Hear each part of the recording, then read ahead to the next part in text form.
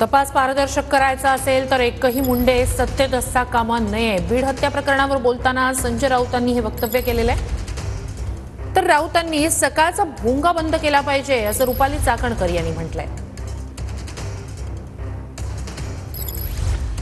ज्या खुनाचा तपास सुरू आहे किंवा ज्या हत्यांचा तपास सुरू आहे तो जर निष्पक्ष व्हायचा असेल, निष्पक्षपणे व्हायचा असेल, पारदर्शक व्हायचा असेल तर मी खात्रीनं सांगतो की एकही मुंडे सध्या तपास पूर्ण होईपर्यंत सत्तेत असता कामा नये आणि ही भूमिका त्यांनी स्वतःहून घ्यायला पाहिजे. म्हणजे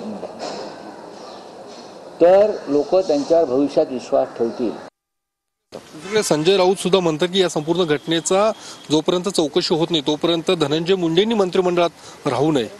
महाराष्ट्राची जनता म्हणते की आता संजय राऊतांनी सकाळचा भोंगा जो चालू केलाय तो बंद करावा. आता लोक कंटाळलेली आहेत आणि लोकसभेला ठीक आहे, तुम्हाला जनतेने जो मताधिक्य दिलं होतं किंवा मतदान दिलं तर त्याने तुम्ही ज्या पद्धतीने वक्तव्य करत राहिला तर विधानसभेला लोकांनी तुम्हाला नाकारलं.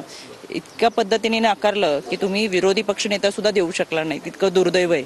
आजपर्यंत महाराष्ट्राच्या इतिहासात असं कधी झालं नव्हतं. असं पहिल्यांदाच होत आहे आणि त्याचं आत्मपरीक्षण आता या सगळ्यांनी करावं.